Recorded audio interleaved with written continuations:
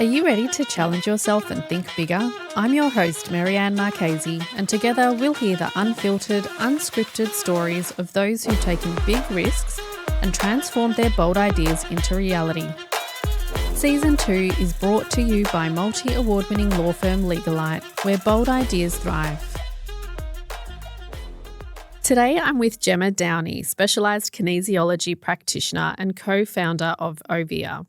After 2 decades in global corporate leadership, including working with brands like Apple and Asahi, in 2024, Jemma pivoted into energetic well-being and now helps high performers clear what's in the way so they can move forward with more clarity and momentum.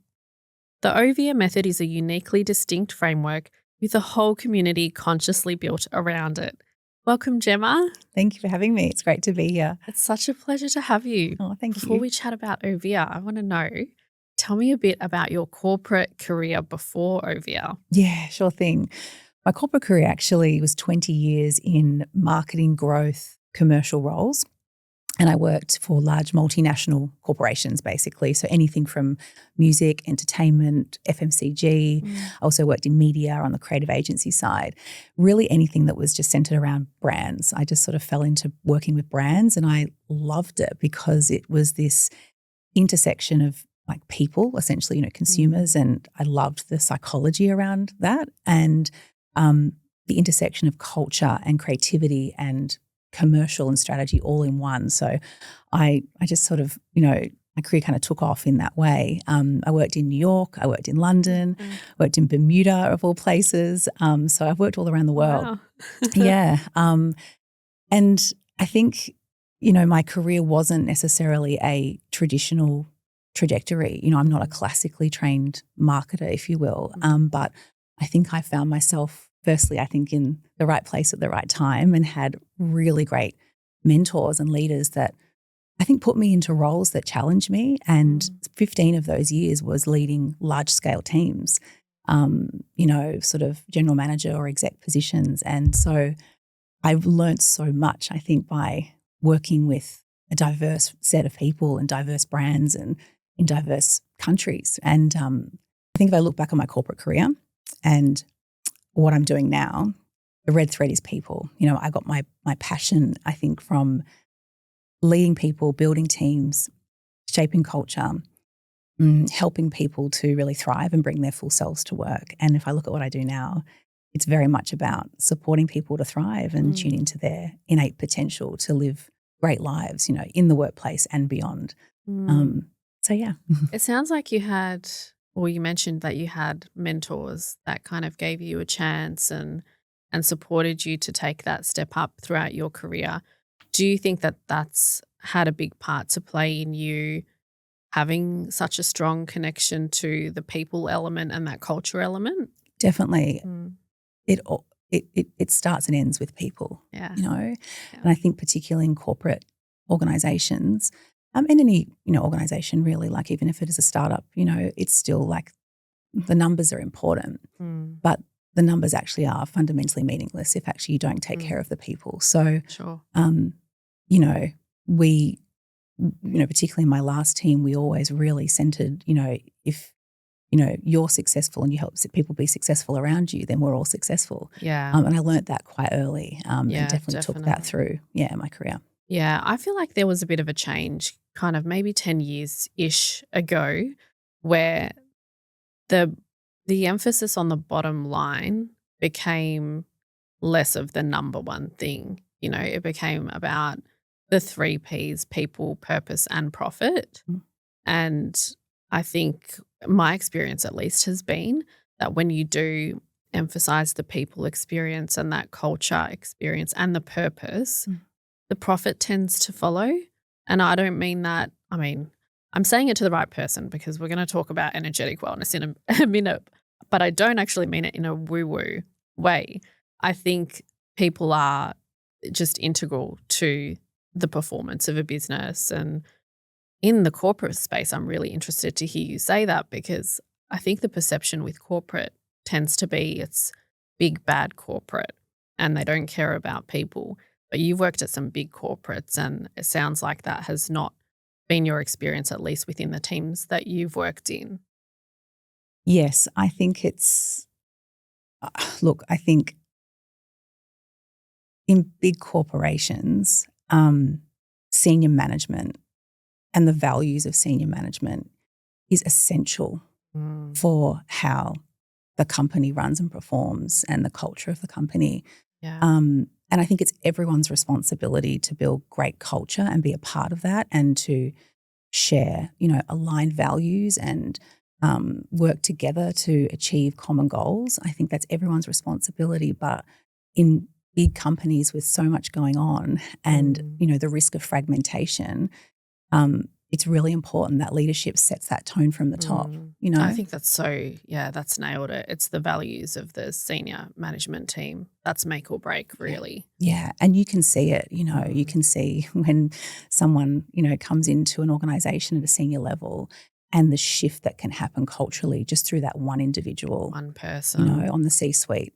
So it's really significant. And I think also not only the C-suite at an individual level or senior managers at an individual level, but actually how they work together and how they align and how they show up as a united front. That is really aspirational leadership. It's something that you want to get behind when you see them coming together, even if they have different points of view and they have conflicting interests, they're able to actually get in a room together, work through things, resolve things, stay regulated, and then actually show up for their people. Yeah, I think that's amazing. And so tell me a bit about how did you start to move towards this energetic wellness space? Was there a trigger? There was a trigger. Yeah, there was a trigger. There's always a trigger. I know. It's quite a personal story, but I'm very happy to share it. I've shared it publicly before.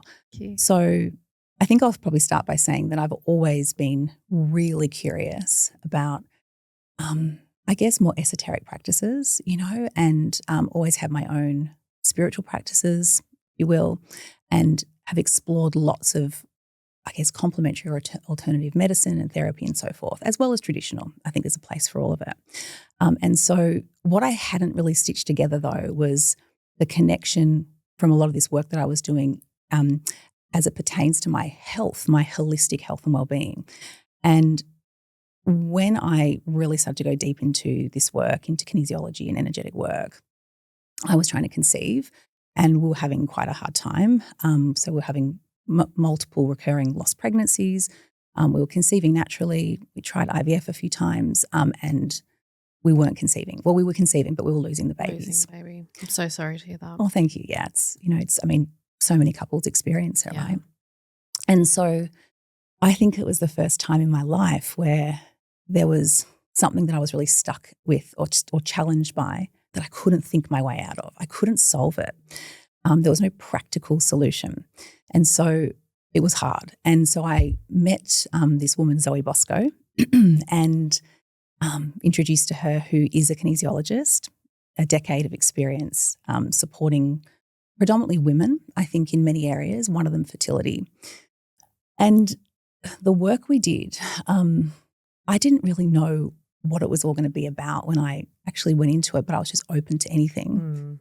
And what Zoe did was work with me again at that energetic layer to try and understand where there was a disconnection or a lack of congruence between my conscious mind and the things that I wanted, i.e. a baby, but my subconscious, like conditioning and layers and beliefs and imprints, the things that I'm not really aware of that could potentially be causing, blocks or dysregulation in my system around conception.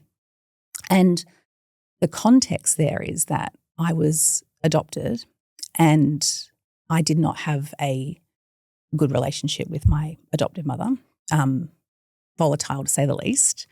So my system recognised motherhood as quite unsafe, quite unstable. I didn't know that consciously, but I was holding on to that. Coupled with being adopted, my other belief was mothers leave, So thankfully I'm actually very close now to my birth mum. We've met and it's a beautiful story. But at that time, it was causing this disconnection, this lack of congruence in my system. So, and when we were trying to conceive, the stop signs were going up, saying this is not safe, this is not stable, this is not good. So that's a lot of what we work through. Wow, that is phenomenal. It's like your body was like saying, yeah, I'm not safe. We're not doing this. That's exactly right. So the job was to not only work through those subconscious layers of deep, deep programming and conditioning around motherhood and my body's ability to hold a healthy baby. It was also then, how do we create a new relationship or recalibrate my system to something new that is about it's safe to have a baby. You are a safe mother. You are a loving mother.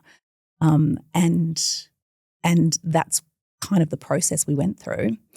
So we completely rewired my whole system to motherhood, basically. Wow. 2 weeks after I finished that journey with Zoe, I was pregnant with my daughter, Stop. Valentina. She's 3.5. Aww. So you can imagine how profound that experience was. That is profound. And what a beautiful. I could sense that there would be a good ending to the story, but that's amazing. Yeah. How old is Valentina now? She's 3.5. Oh. Yeah. And we have another on the way, Do So you? yeah, so I'm 20 weeks pregnant Congratulations. with a little boy.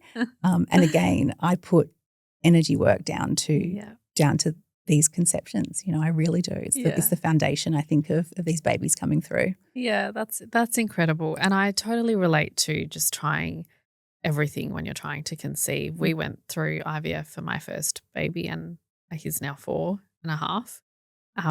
But yeah, you just do absolutely try everything. I didn't try kinesiology, and I did go through acupuncture and supplements and, a whole range of things, and then ultimately IVF.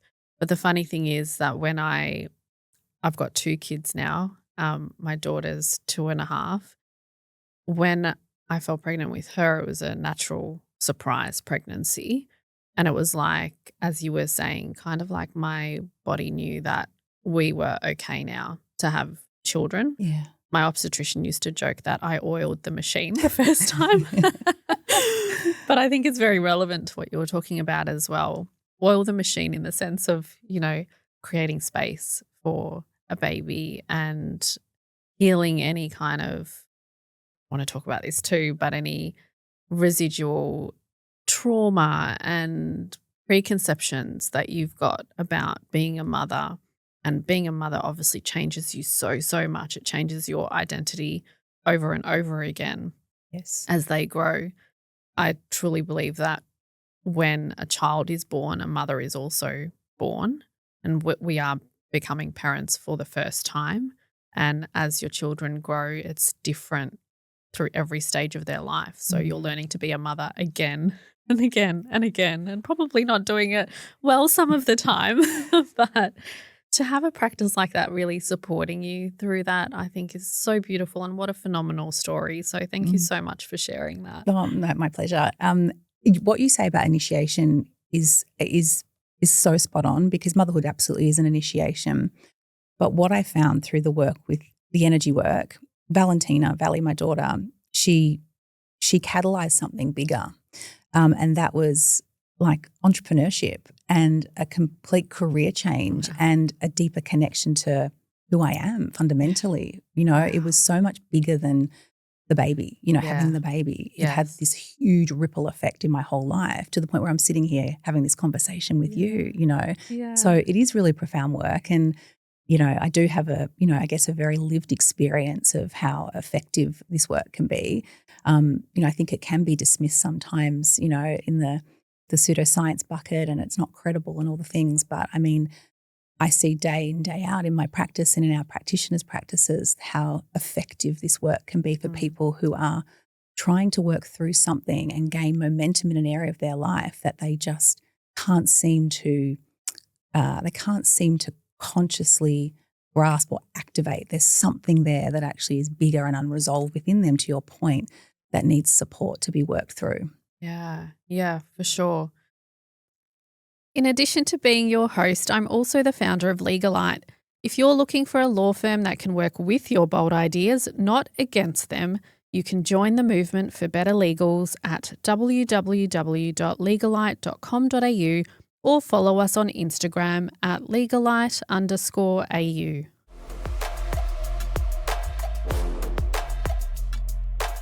I do want to know, so obviously you had this huge change in your life, becoming a mother, kinesiology helped you work through that. What made you then turn that into Overe?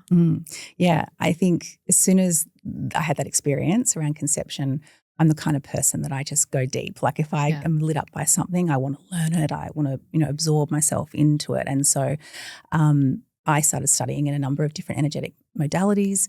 With Zoe was one of them, and working in with her.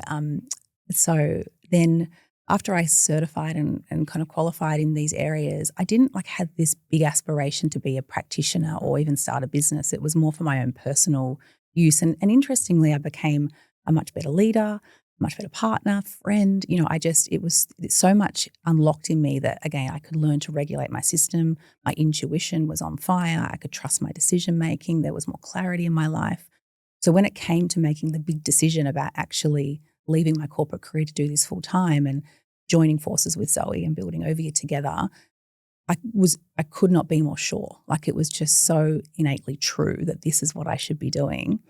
And I think what was, so interesting for me was the conversation around energetic health and wellness doesn't feel like it's getting the same airtime as physical health and mental health. Now, if we are energetic beings as much as we are physical beings, surely it deserves a seat at the table, to at least open up the conversation about how energy work can support holistic health and well-being. So that was number one. I wanted to really help drive that conversation. And there's some amazing people out there already doing that, and I wanted to be part of that. I think the second thing I saw was that this industry is really fragmented, and I didn't really see any truly aspirational brands, Again, lots of aspirational thought leaders, but actually where's the collective, where's the brand, where's the community?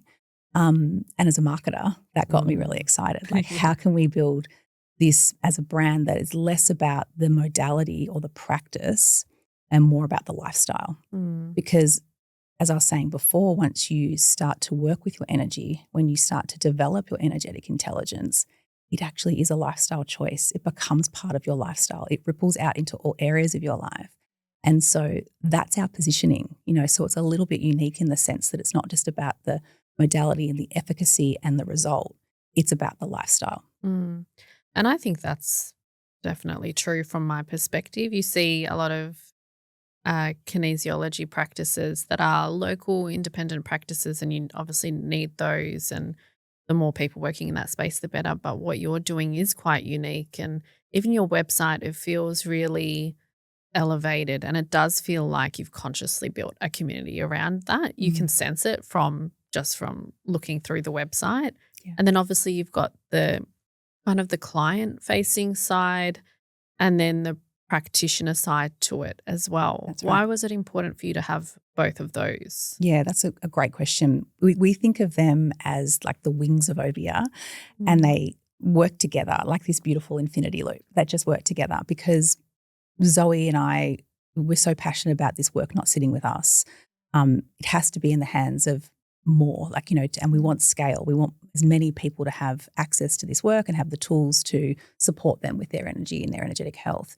So that means we have to train people. And, we have this incredible community of practitioners, global. We have women in the US and the Netherlands and France and Bali that have all trained with us, and they come from all different backgrounds, like corporate like me. There's lawyers, there is other kinesiologists, psychologists, teachers, nurses, incredible group.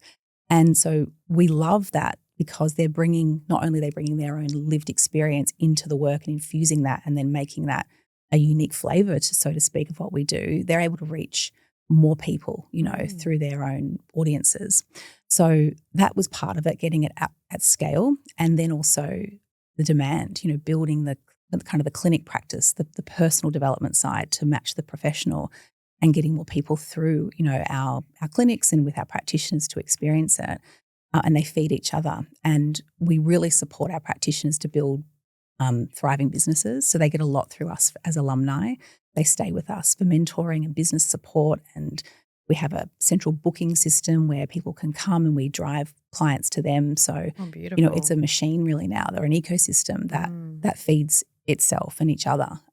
So you can kind of provide that infrastructure to your practitioners, and then they can focus on the practice. That's exactly right. It's amazing. And Zoe and I have taken a big step back from one-to-one clients because our focus is to build their businesses up. So we actually drive the clients, and all of our marketing really is designed to drive people, new clients, new leads to the practitioners themselves.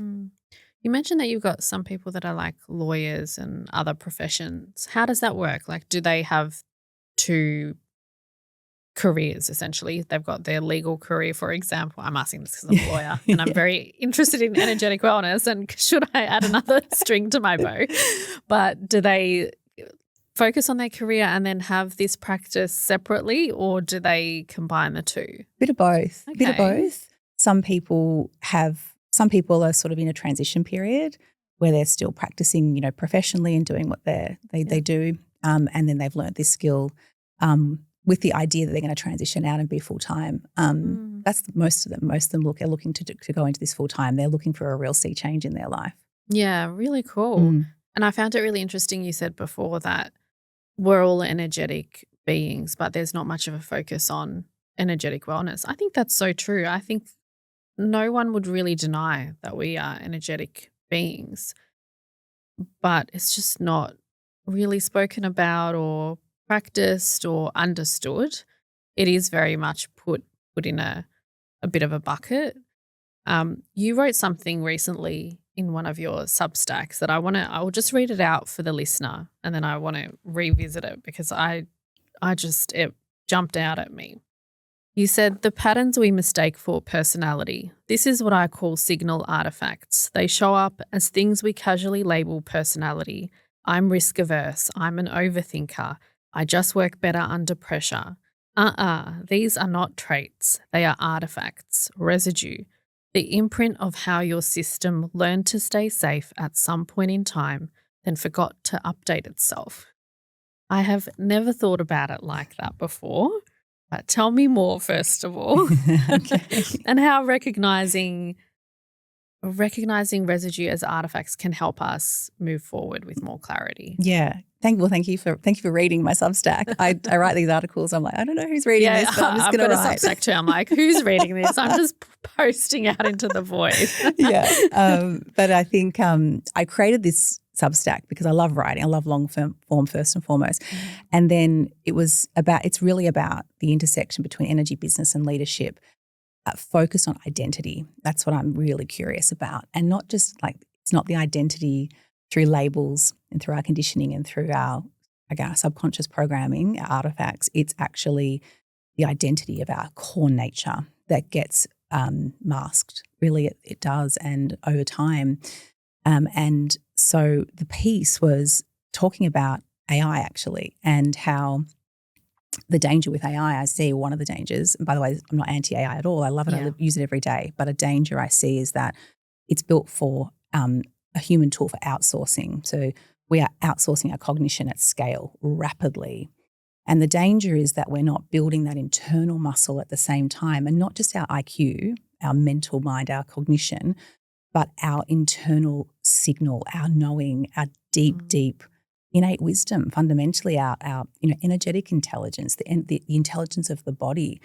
And if we don't do that concurrently with outsourcing a lot of our cognitive load, then we run this risk of being very lost and very disconnected from ourselves. So the whole point of the piece was to talk about internal signal and energy work. The most simplest way I can describe it is optimizing your internal signal. That's what it does. It clears the debris, it clears the noise, it clears the chaos that can sit in our system that builds over time from actually not processing a lot of these experiences in our life that creates this subconscious conditioning that then makes us act in a way that isn't true to ourselves. And what you could also label them as adaptive responses.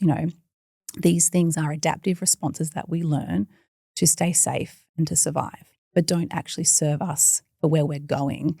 And so, we can think of ourselves and our identity as those things, I'm risk adverse, or I'm not good at that.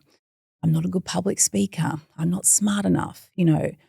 These things hold us back, even though they're protective mechanisms, but they're not serving us. So I think the point of the piece was really to talk about how important it is to learn to identify what's a pattern and what's truly you, and find ways to be more in alignment with your true self. Yeah, it really hit home for me.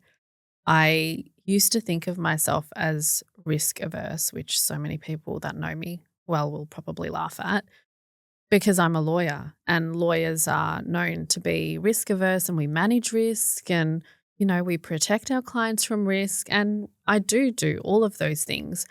But for many, many years, I thought that that makes me risk averse. And then when I started my own business, which is already a risk in itself, and then have taken 10,000 risks since then, I realized that that wasn't true. And your piece just really hit hard, because I used to tell myself I was risk averse. And I think it was an artifact of how I was raised, also practicing as a lawyer, what society had told me I was, until I started to trust my intuition, take risks, and everything was okay. Like the world didn't end when I took a risk, and really challenged that thinking. And I feel like now I'm 40, I well and truly know who I am. I mean, I'm not saying I'm perfect. I've definitely still got some, to use your words, some residue that I need to work through. But it does take that really conscious focus, I think, on what am I believing internally about myself, and is it actually true? Yes. And I think for the listener to really sit on that, and I encourage them to read this Substack, because we're in this age of AI as well, and it is scary, and you see content that's clearly ChatGPT, and we are all going to sound the same if nothing changes. I think it's a really beautiful way that you've presented this. Thank you. And look what you've achieved when you overcame that barrier, that artifact that you're risk adverse, but look what you've created since then. And I think just a piece that I'll build on is what we're so passionate about in Overe is not keeping people in a healing paradigm. People can go down these perpetual cycles or rabbit holes of healing. I need to be fixed. I'm broken. There's all these layers and things, and you get stuck there, right? That's not what we're about. We're actually about creation. Yeah. What can you create from a place that is you in your power, in your agency, with a clear signal, and what can you continue to create and evolve from and into? That's empowering. I can totally see how that would happen, that you'd get stuck in that healing pattern, and it's not productive at all, is it? No, not at all. Yeah. What would you say to people who think energetic wellness is woo-woo? It's a hot button. Okay. I mean, firstly, I'll be honest, I actually really try and avoid using the word or the phrase because two main reasons. Number one is I think it's been created in popular culture as a way to label things that people don't understand in these more spiritual, esoteric realms, the unseen. If I can't touch it and feel it and see it, it's woo-woo. It's woo-woo. Yeah. And I think that's really dismissive, and it actually pegs it down in a way that's not credible. And I think that's really dangerous to the human experience, because actually we're not here to know everything. We're not born with all the knowledge. We're born with zero knowledge, and we learn and we grow and evolve. That's what the human experience is all about. So if we dismiss things we don't understand, we block ourselves from actually the growth that we're here to experience. So that's number one. I think it just can be a little bit offensive or disrespectful. And particularly these more esoteric spiritual practices, alternative, complementary, whatever you want to call them, they're born from the origin point of timeless, sacred, traditional wisdom, from cultures and traditions that have been around since the dawn of time, Indigenous culture, Eastern tradition, traditional Chinese medicine. And again, labeling as woo-woo, I think actually is, again, disrespectful to those practices. And we're so proud to be able to carry the torch of this work into a modern audience and a modern landscape. So I never want to I guess, make it small or Yeah. dismiss it or say anything that actually dismisses its credibility and efficacy. Yeah, totally. Even the phrase itself, it's so like childish, it just plays it down. And we don't do that with religion or spiritual practices or culture. So I think it's a really strong point you've made there, that why are we using that word? And some people use it in regards to themselves, like, oh, I'm a little bit woo-woo, but then it kind of does dismiss it and makes it feel like it's not important and it's not valuable or can be life-changing, which it can be. It really can. But, I think I'm definitely not here to convince anyone that it is the way, you have to do it, because, I've actually fallen into the trap before of being in front of people that were just not ready to hear about this work and understand it. And that is so fine. Yeah. It's not my job, and it's certainly not what I want to do is shove this down people's throat. Yeah. This work will meet you where you're at. Yeah. And I think if you're skeptical, that is totally fine. That's where you're at. Like, that's your belief. That's okay. I think that's so aligned with just energetic wellness in itself. Yeah. It's not something you can force. It's almost like a calling. That word has come to me a few times during our conversation. You had like a calling to it when you were trying to conceive, and then a calling to Overe. And in my business and in my career, I've had various callings to certain things. So, and I think, if you're doing energetic wellness because you think you have to, or just to tick a box, or you're not ready, or you're skeptical, that's not aligned with what energetic wellness is. It's so true. But I think also what we can do is we can educate, and people can take or leave it. And what I try and do when I'm speaking to people with a baseline knowledge is just try and agree on common principles that are as factual as possible. You said it before. We are all energy, we are all connected through energy in a quantum field. That is physics. That's not me saying that.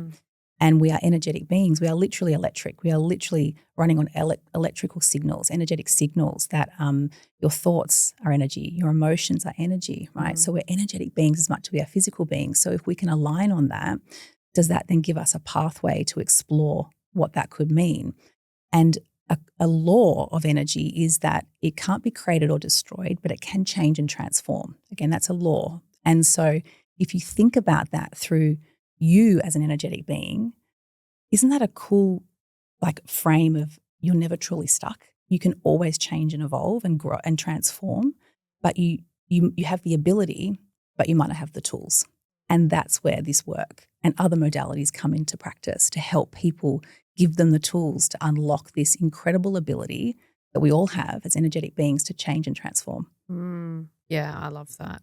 How would someone, if they feel like they need to make a big life change and have like this seed of a thought that I want to try energetic well-being, there isn't much information out there. You're obviously changing that through Overe. What's like a first step that somebody could take to engage in working with, a business like Overe? Yeah. Oh, look, I mean, always do your research. Again, there are some really great energetics leaders and practitioners out there. You've got to find the one that's right for you. Kinesiology is one way, acupuncture is another way of actually tuning into the body's, energy and energy systems. Spinal energetics is another one that's, I think incredibly popular. So there's Reiki, there's lots of different ways to explore it. I think also reading, I love Dr. Joe Dispenza's work. I think he's he has some really accessible literature on energy, so starting there, watching some of his YouTube videos, Instagram, or whatever you want. If he's not your boat, then there's loads of other people. The algorithm will start serving it up to you once you start exploring anyway. You go down the rabbit hole. Yeah, exactly. And then just find someone that you like and you feel like you can trust and try. What's the worst that can happen? Give it a go, whatever modality, whatever way in, feels right for you, and see the impact it has. That's great advice.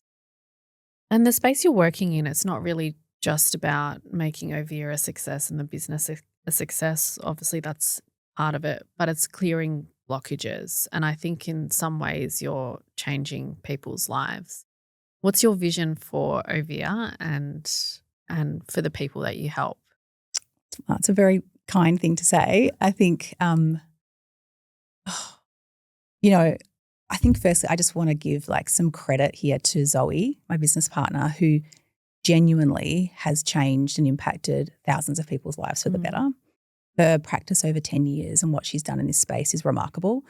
And she's really, she's supported people to move from crippling lack of self-worth to power and confidence and agency. She has supported so many babies to come through. I can attest to 2 of them, well, 1.5. Yeah. She has worked with people on like self-love and finding meaningful relationships that are boundaried and supportive. And, she's helped people find new levels of wealth, work through their money blocks. There's so many case studies.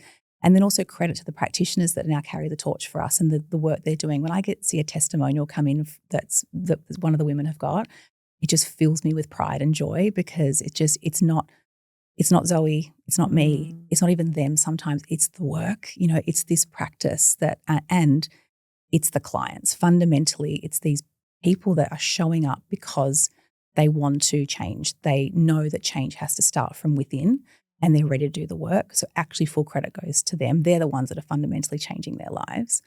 And really we just become a vehicle, a support, a guide, to help that change come online, and our mission is that everyone has access to tools and products and experiences that support them to tune into their energy body, understand their energetic intelligence, and transform their life from the inside out, like live lives that they love. Like Beautiful. There's nothing stopping them. That's their birthright. Yes. And particularly in privileged positions that we are, it's there. It's right there, And so, that's what gets us up out of bed every morning. Oh, that's a good reason to get up out of bed in the morning. And lastly, what one piece of advice would you have for someone who's got a bold idea of their own? Oh, good question. The question I would ask myself or yourself would be this one to start. What's the regret you choose? Trying and maybe failing, or never trying at all? And you should have a visceral response to that. Like it should just either you could feel it if it's trying and failing, but knowing that you did it. That for me, it would have eaten me alive if I hadn't have tried this, So that response will tell you so much. And if it's not like a full body yes, then maybe rethink it. Maybe it's not time. Maybe there's more you need to do. Maybe there's more processing, whatever. But feel that full body yes, because you need that fire. It's not easy. It's hard. It can be really hard. It's really bloody hard sometimes. It is. So ask yourself that question. Then, I think surround yourself with really great people. It's like common age-old advice, but it's so true. Who's your personal board of directors? Like who are the people that fill the gaps that you have? Be really discerning on who you work with, who you hire, who's coming into your business. And just if this fire is in you, back yourself, really back yourself, but be strategic about it. Like I didn't just jump out of corporate life. I had a plan and it was quite a strategic plan. I had all my ducks in a row. I'd done my finances. I knew what my runway was. I knew if I didn't earn another cent, over 6 months or 12 months, what that could look like for my family. Like I set up the infrastructure that was supported my jump to actually be, a little softer, the landing, and I think that's really important. I think just be smart about it. Yeah. Get advice and be smart about it and have a plan. I think that's really great advice. That creating a soft landing, that's brilliant advice. I mean, it's all brilliant advice, but a lot of people a lot of people think that starting a new business is taking a leap into an unknown, like you're jumping off a cliff. And it doesn't have to be. You can create a strategy, a plan, have the support around you, like you said, and have that soft landing. Yeah, that's right. And work on your energetic wellness, Absolutely. Just tuning to get your internal signal. Yeah, make sure that's super clear. Yes, absolutely. Absolutely. It's so relevant, I think, in this day and age, and so grateful to have had this conversation with you. So thank you so much for joining me. My pleasure. Thanks so much for having me. I've loved it. Thanks. If you loved what you heard, make sure you follow the podcast so you never miss an episode. Or even better, leave us a review. And if you have a bold idea of your own, I'd love to hear from you. Check out the show notes to get in touch.